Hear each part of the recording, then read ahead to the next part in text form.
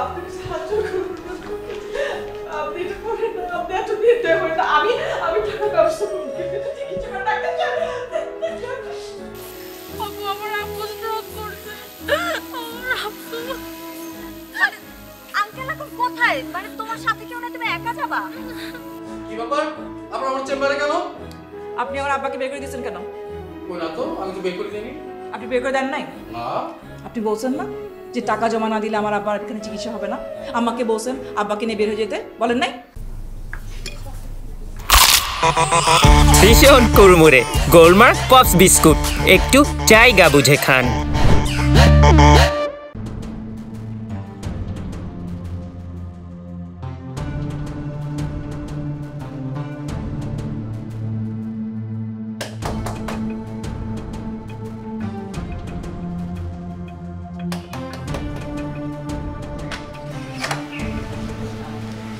কে আপনি?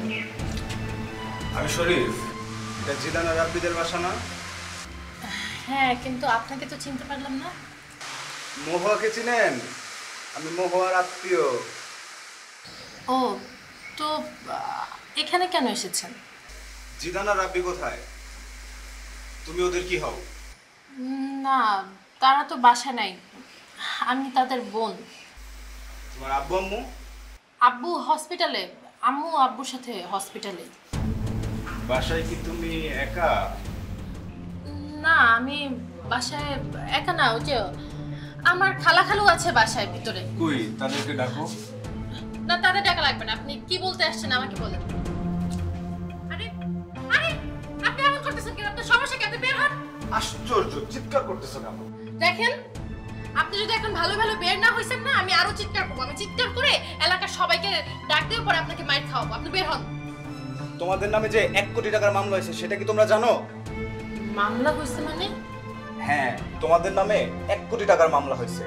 মহুয়া মামলা করছে, তোমাদের বাবা মা ভাই বোন সবার নামে মামলা করছে। তোমরা সবাই জেল খাটবে, তোমাদের বাবা মাও জেল খাটবে। কেন আমার বাবা মা জেল খাটবে কেন? আমার আব্বু আম্মু কি মহুয়াকে বিয়ে করছে? মহুয়া যাকে বিয়ে করছে তারে গিয়ে বলেন যান। বের হন, আমার ভিতরে ঢোকার চেষ্টা করতেছেন কেন? আপনি বাসা থেকে বের হন। কি আশ্চর্য! আরে যান তো, যান।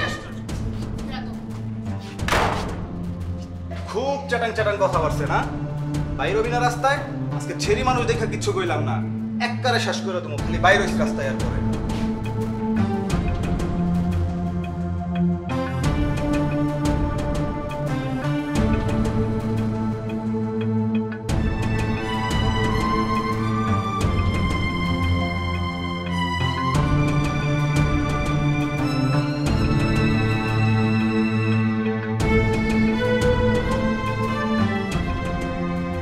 হ্যাঁ রোজা, বলো। আপু তুমি কই আছো? আমি এই তো বাসায় ঢুকবো এখন। কি হয়েছে? তোমার কণ্ঠ এমন লাগতেছে কেন? সমস্যা তো একটু হইছে। তুমি আসলে আমি বলতেছি তুমি করিডোরে চলে আসো। আচ্ছা আচ্ছা, আমি আসতেছি।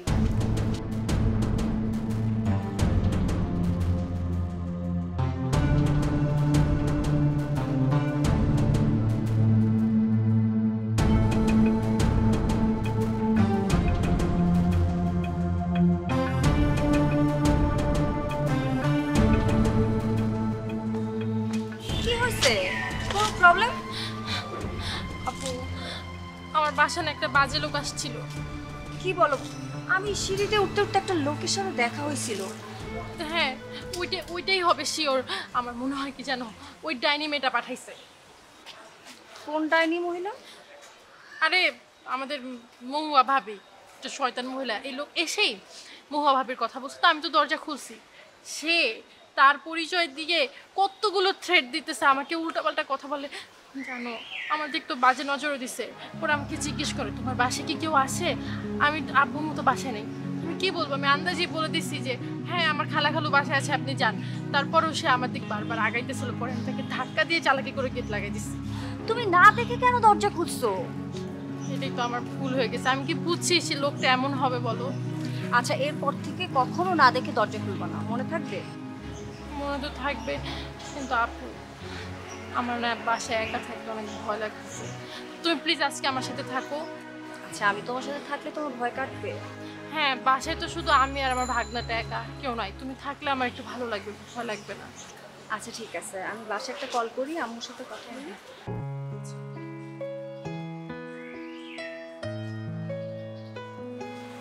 আম্মু, হ্যাঁ আজকে আমি রোজার সাথে ওদের বাসায় থাকবো আজকে রাতে।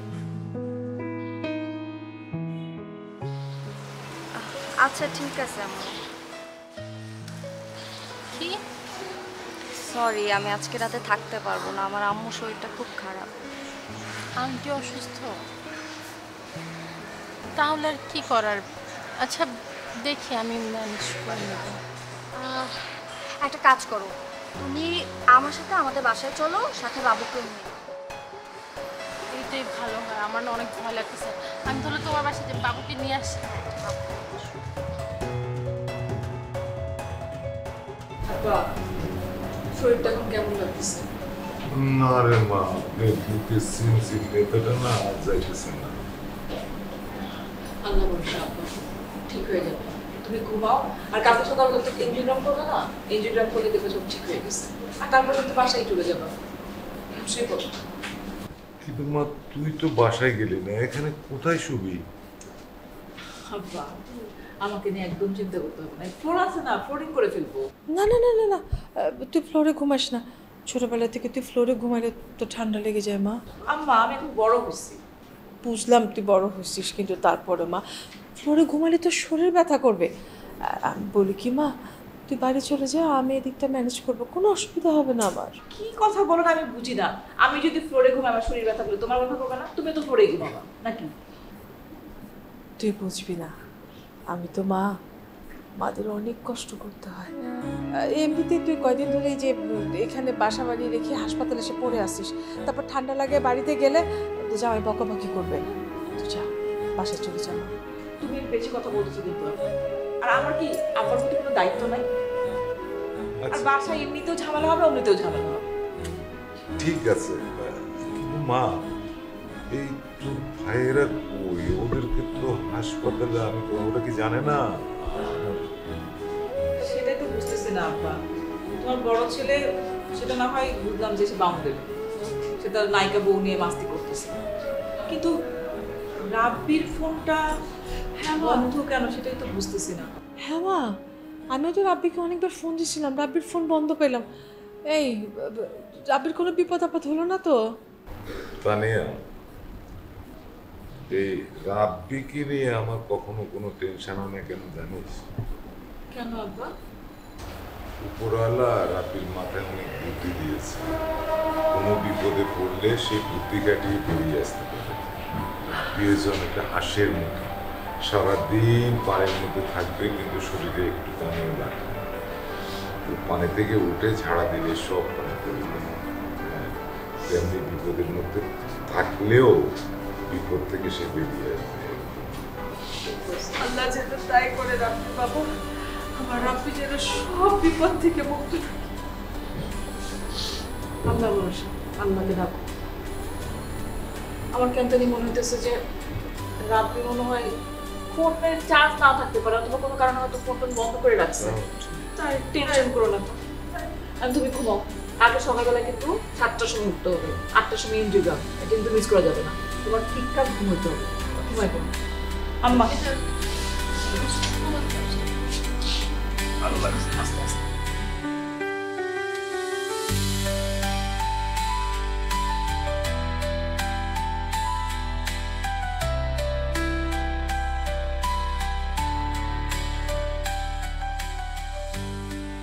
আপু আপু আপু আপু একটু দাঁড়ান।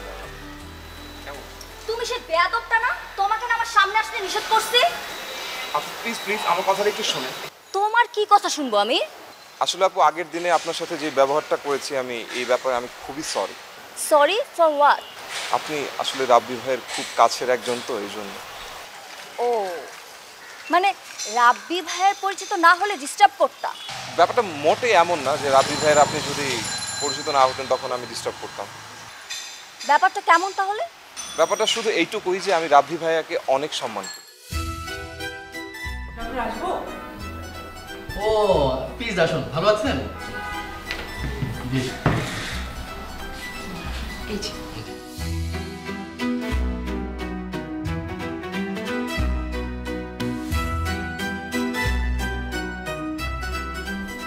আসলে আপনাকে আমার ভয় হচ্ছে। আমাকে ভয়? কেন? আসলে চিকিৎসা টাকা পয়সার কথা বললেই তো আপনি ফেসবুক লাইভে চলে আসবেন। আর আপনি যদি ফেসবুক লাইভে চলে আসেন, সেটা যদি মানুষ দেখে, তারপর যদি মানুষ এই হসপিটালে জড়ো হতে থাকে, তার তো একটা মব সৃষ্টি হবে। আর তারা যদি সবাই মিলে এই হসপিটাল ভাঙচুর শুরু করেন, তখন তো আমরা খুব বিপদে পড়ে যাব, তাই না? দেখুন ডাক্তার সাহেব, আপনি যে অমানবিক কাজটা করেছেন, মানে টাকার অভাবে একজন রোগীকে আপনি হসপিটাল থেকে বের করে দিচ্ছেন, এটা কি ঠিক করেছেন? সরি, আসলে ভুলটা আমারই হয়েছিল। আসলে জানেন কি, হসপিটালের মালিক পক্ষ থেকে আমাদের ডাক্তারদের উপর একটা চাপ থাকে। আসলে তাদের তো এটা একটা ব্যবসা আসলে, তাই না? কোটি কোটি টাকা খরচ করেছে, এখান থেকে যদি তার ব্যবসা না হয়, আমাদের আসলে কিছু করার নাই, করার থাকে না। সেটা ঠিক আছে, ব্যবসা চাইবে, কিন্তু কিন্তু এটা তো মানবিক কাজ একটা, তাই না? এটা মানবিক, মানে ব্যবসা অবশ্যই চাইবে, কিন্তু মানবিক দিকটা আপনি দেখবেন না। আপনি একজন ডক্টর, আপনি একটা সেবা কাজে আছেন, সেখানে একজন মানে সবার তো আর একই রকম সামর্থ্য থাকবে না, তাই না? কারো টাকা থাকবে, কারো টাকা থাকবে না। তাই বলে কি একটা রোগী বিনা চিকিৎসায় মারা যাবে? I am really sorry again. আচ্ছা ঠিক আছে, আপনি কি এখন আমাকে বলবেন মানে রিপোর্টটা কি আছে? আসলে আপনার বাবার হার্টে 3টা ব্লক, এর মধ্যে 2টা ব্লক হচ্ছে কি 100%, আর একটা ব্লক হচ্ছে কি 75%। ভবিষ্যতে উনি খুব বড় ধরনের বিপদে পড়ে যাবেন। আচ্ছা একটা কথা বলুন তো, উনি কি এর আগে স্ট্রোক করেছিলেন নাকি? জি, আরও একবার হয়েছিল। মানে উনি দ্বিতীয়বার স্ট্রোক করেছেন। থার্ড টাইম যদি উনি স্ট্রোক করেন, তাহলে কিন্তু ওনাকে আর বাঁচানো যাবে না। ওনাকে অন্তত 2টো রিং পরাতেই হবে।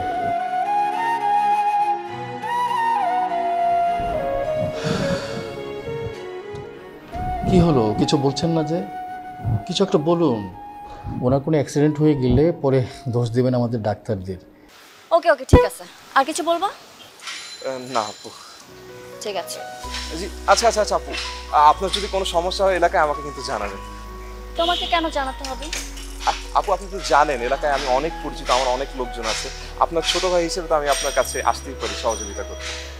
আচ্ছা আচ্ছা ঠিক আছে, কোনো সমস্যা নেই, ভালো থেকো। আর আশা করি নেক্সট টাইম থেকে কোনো মেয়েকে ডিস্টার্ব করবা না। জি আপু, জি। মাথায় থাকে যেন।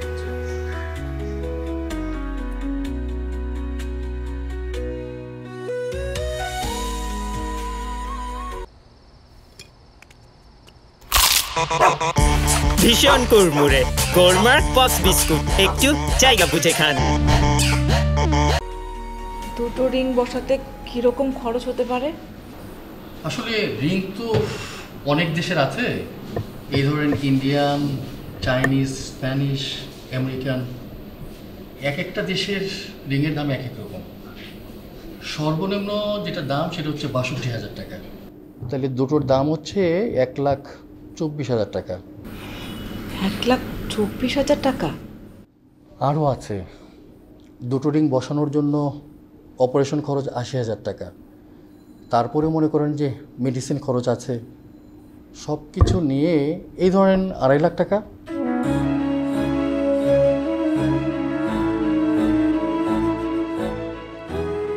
সরি, একদম সর্বনিম্ন খরচটাই আমি আপনাকে বলেছি, এর চাইতে কম খরচে আমাদের পক্ষে করা সম্ভব না। আপনি ইচ্ছে করলে অন্য জায়গায় খোঁজ নিয়ে দেখতে পারেন, আমাদের কোনো সমস্যা নেই। এই মুহূর্তে এতগুলো টাকা আমি কোথায় পাবো? আপনার ফ্যামিলির অন্য সদস্যদের সঙ্গে এটা নিয়ে আলোচনা করেন, তারপরে সবাই মিলে ডিসিশন নেন। আরেকটা বিষয়, পেশেন্টকে এটা না জানানোই ভালো। আসলে উনি জানতে পারলে যদি বেশি টেনশন করেন, তাহলে বড় ধরনের দুর্ঘটনা হয়ে যেতে পারে। আপনি যান, বাসায় চলে যান, সবার সঙ্গে আলোচনা করেন, তারপর আসেন আমার কাছে।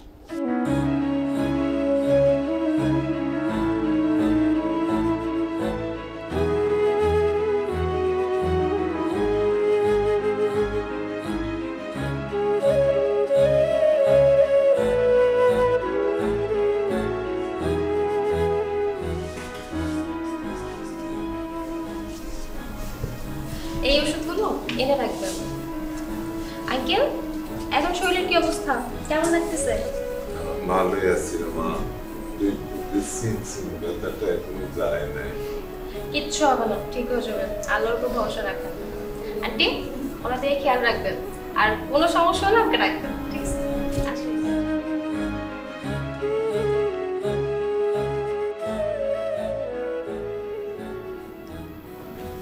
আচ্ছা, তোমার বড় ছেলে কই? ও কি জানে ওর বিয়ে করা বউ যে 1 কোটি টাকার মামলা করছে?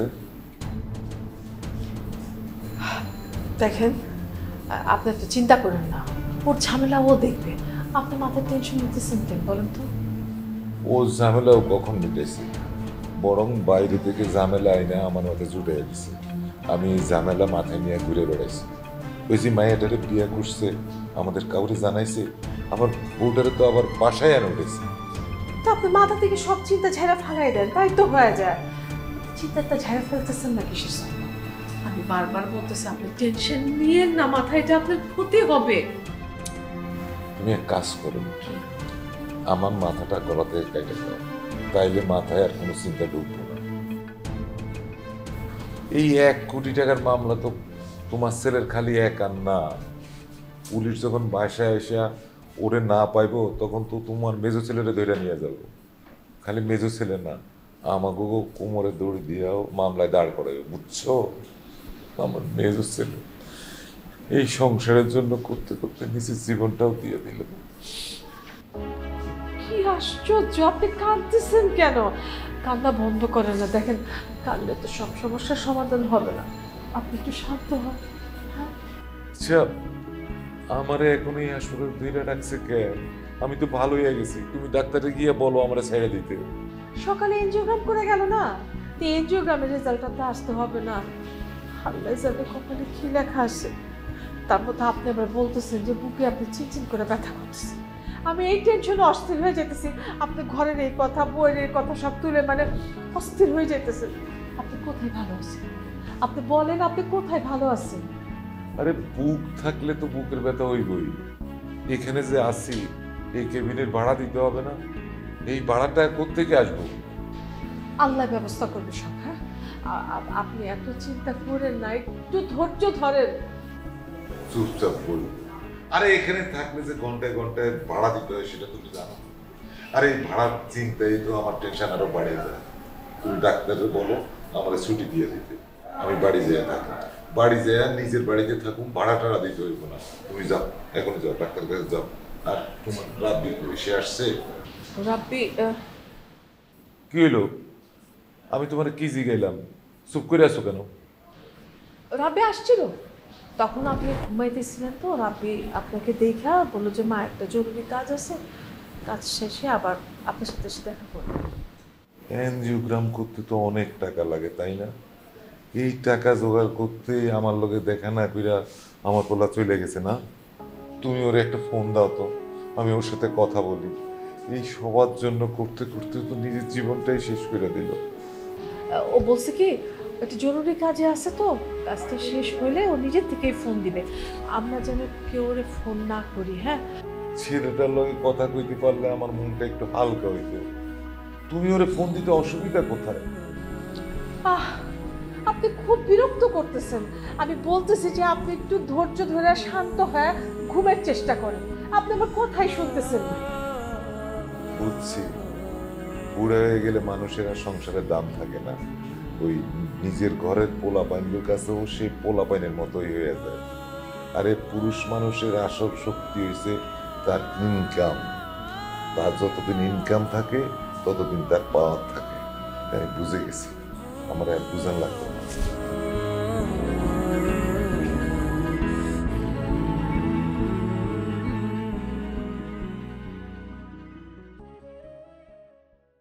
সত্য কথা বলে তো তুমি আবার হার্ট অ্যাটাক করবা।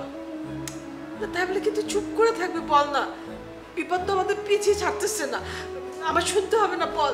এই যে তুমি কান্না শুরু করে দিছো, আমি কিভাবে বলবো বলো? এই যে পুলিশ সাহেব, এই যে আসামি, ওনার এই যে এই আসামি। এসব কি বলছেন? কে কিসের আসামি? আপনি কে? আপনাকে তো চিনলাম না। আমি জীবনে অনেক মানুষ দেখছি, কিন্তু আপনার মতো বেঈমান মানুষ দেখিনি। আমার আব্বা আপনার কি পরিমাণ উপকার করছে, আর সেই উপকার প্রতিদান তো আপনি দিলেনই না, উল্টা আপনি আমার উল্টাপাল্টা কথা বলতেছেন না।